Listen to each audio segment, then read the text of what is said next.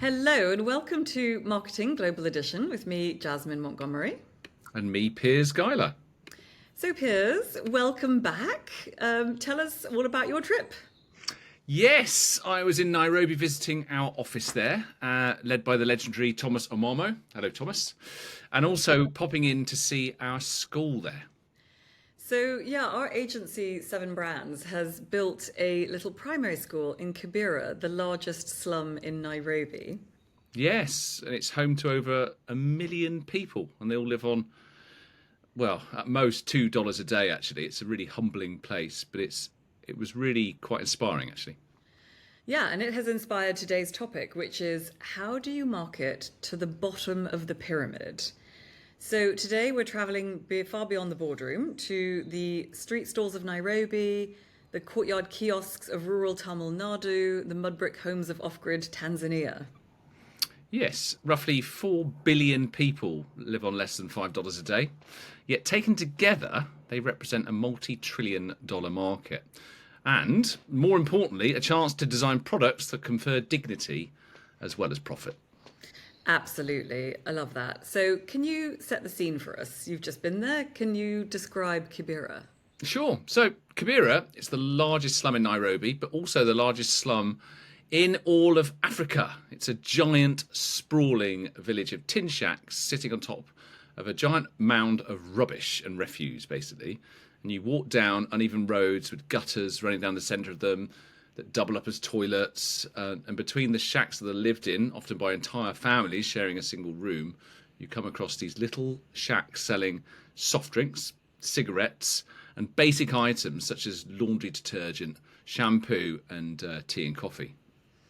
Yeah, one of the things that I found fascinating when I first went into Kibera, which was back in 2009, was the way that these little sort of shack stall kind of kiosks, they sell everything in single-serve sachets.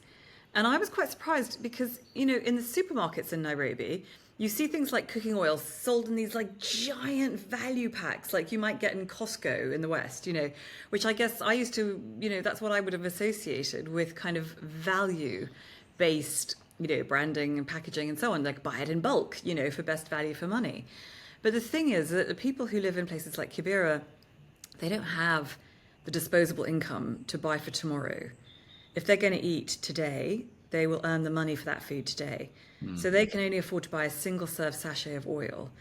And the same thing applies for things like washing powder, coffee and shampoo. And what that means is that they pay as per unit so much more than the people just at the next rung up, which is really sad. Yeah, it's sad. But it is fascinating to see how many brands have innovated to make sure they can still reach this audience, right? And it's a huge market. It's estimated at between $5 and $6 trillion annually in purchasing power across all sorts of sectors, from, you know, food to housing to energy to health to financial services, telecoms. And the term bottom of the pyramid was popularized by C.K. Prahalad in The Fortune at the Bottom of the Pyramid, a book he wrote in 2004. And it really kind of flipped conventional thinking. So rather than seeing the poor as kind of passive recipients of aid, he framed them as entrepreneurial consumers and producers in a dynamic ecosystem. But there are things that you really need to understand to tap into this market, yeah? I mean, so many. I think we're going to go through these, hopefully, in this little podcast of ours. But for me, the first and most important thing is not to underestimate these consumers. You know, money may be short, but brand awareness is not. If you have almost no money, you can afford to make a mistake in your choice. So bottom of the pyramid consumers are often really brand aware. And all around Kibera, as I'm sure you saw, you'll find like posters advertising brands like Coca-Cola and football teams like Manchester United. You know, these guys are really brand aware. And so many of them have a mobile phone.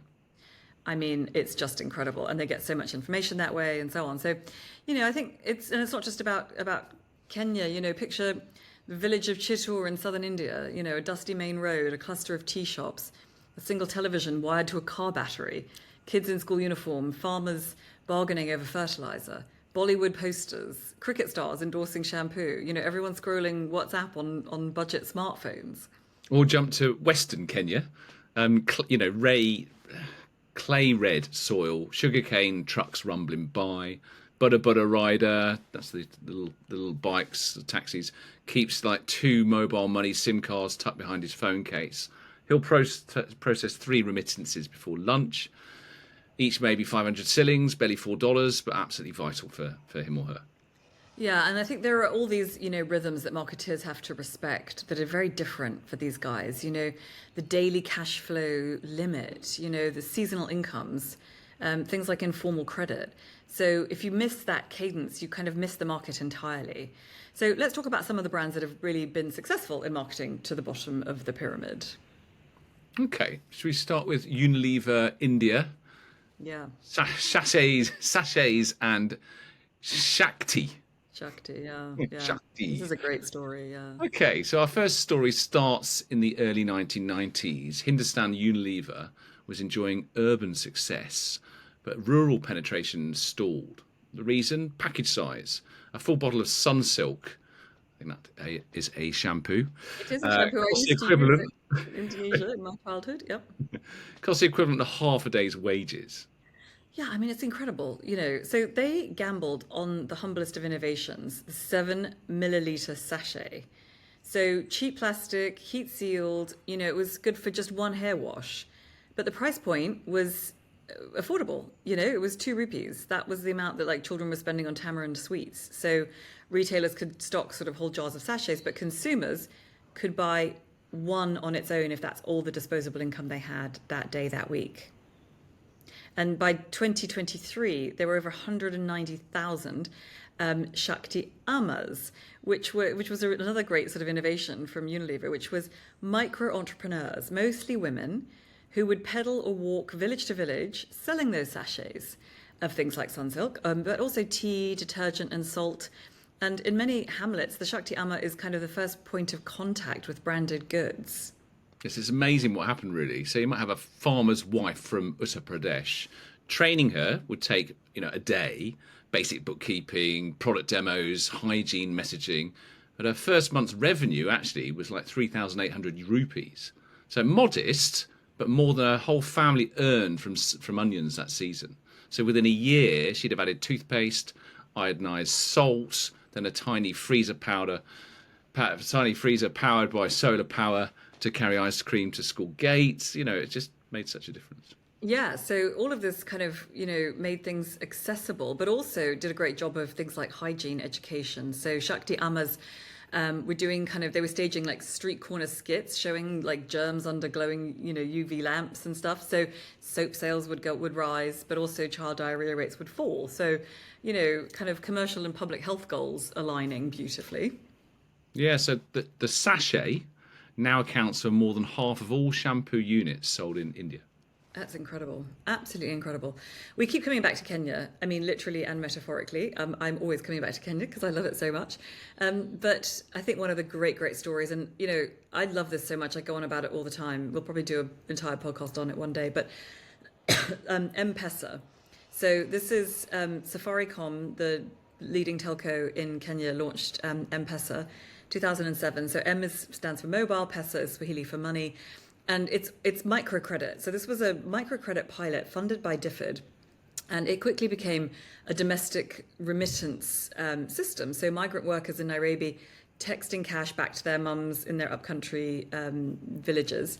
And fast forward to March 2024, and 66.2 million customers across 7 African markets were processing 4 million transactions per hour. This just completely revolutionized the lives of East Africans. It's amazing, isn't it? So imagine, right, a tomato farmer near Eldoret. Before M-Pesa, she paid a bus conductor to hand carry cash for her, 200 kilometres, right? But sometimes the envelope fell out, went missing. And now she's able to tap 3 keys and her daughter's school fees arrive instantly. The local shopkeeper acts as her human ATM, swapping SMS balances for notes. It's completely revolutionised. Yeah.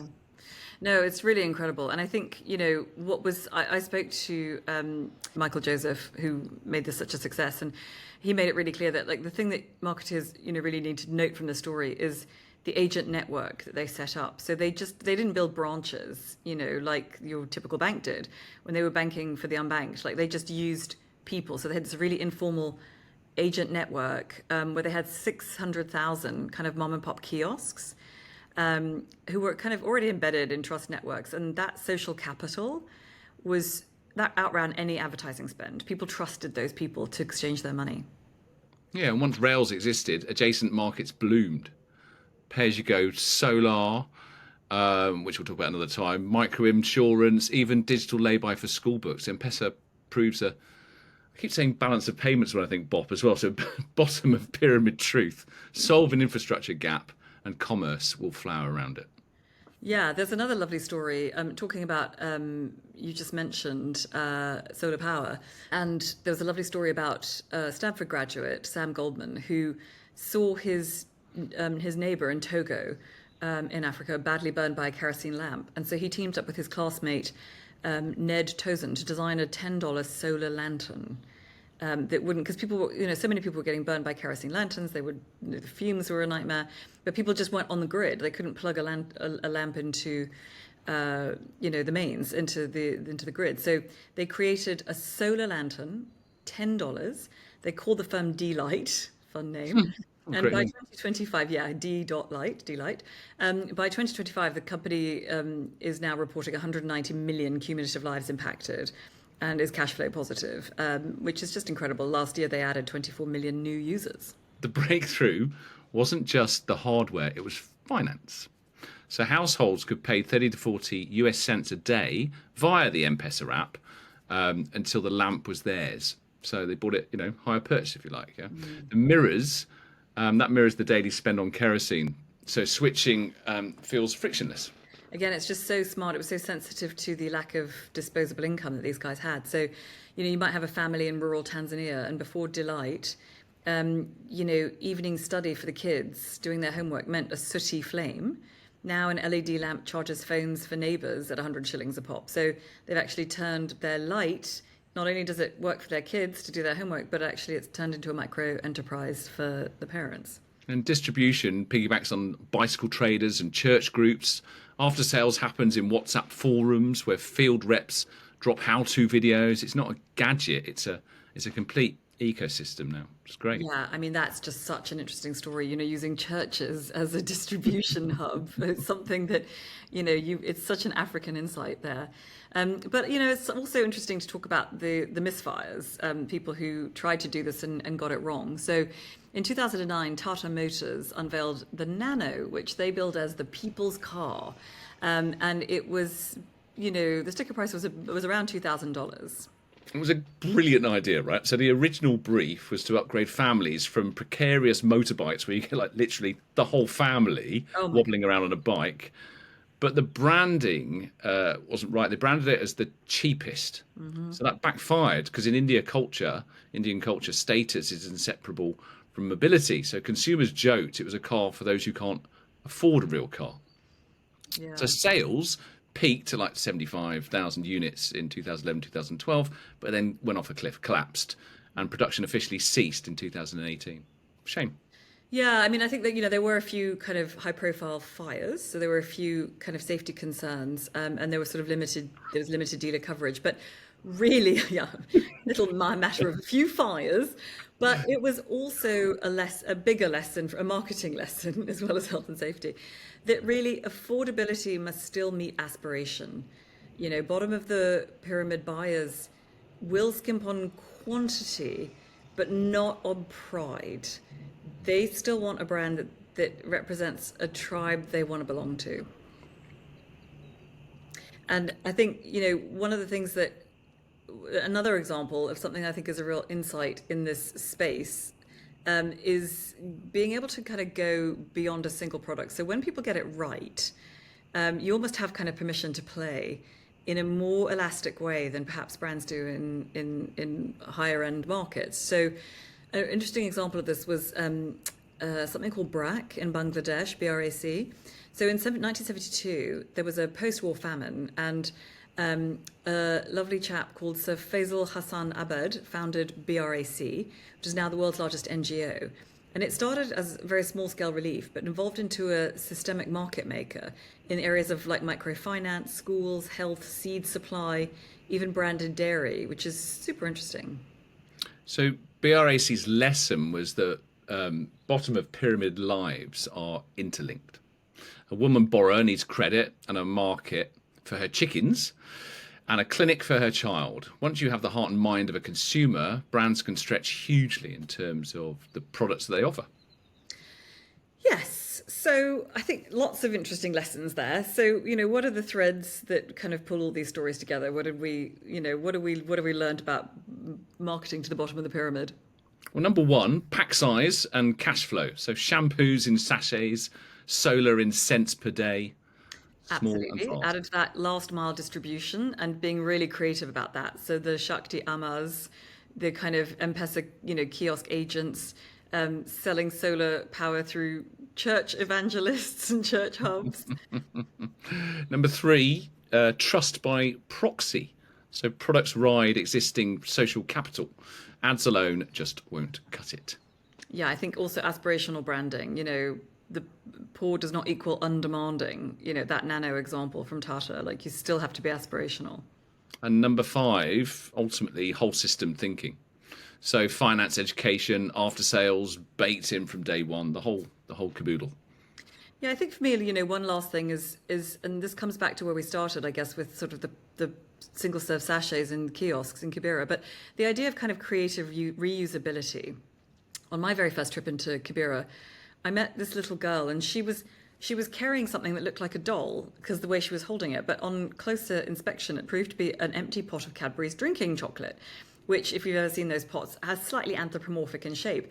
And basically, parents in slums can't afford toys for their kids. Like if somebody gives them toys, they have to sell them to buy food. So this little girl had found this Cadbury's drinking pot and was using it like a toy. And I thought, well, why doesn't Cadbury's make their packaging actually a doll?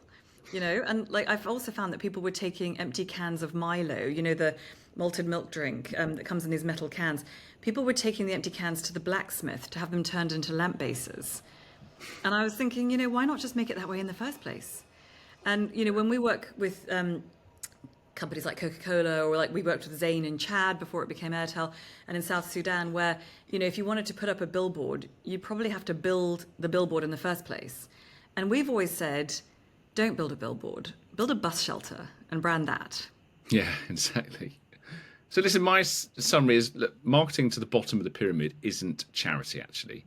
Done right, it's really lucrative ingenuity. It's design under extreme constraints, and within a really, really tight brief, the best stuff can come out, right? And when it works, it really does work, and it rewires whole economies. Yeah, that's so true. And I think from sachets that made hygiene affordable to a text message that became East Africa's bank, like these aren't footnotes. They're some of the most consequential business stories of the past 30 years. Yeah. So that was a bit more serious than usual, but very interesting. Thanks, Jasmine. But that's all for today from me. Yeah, thanks for inspiring that with your trip to 𝐾𝐵IRA, Piers. And listen, thanks so much to all of you for listening to Marketing Global Edition. We will see you next week. See you next week. Marketing Global Edition is sponsored by 𝐕𝐢𝐿𝐴𝐷𝐶, the ad generator for small businesses that serves you effective and affordable ads in seconds. And by 7 Brands, the international advertising and branding agency that has worked with clients around the world from Coca-Cola to Facebook.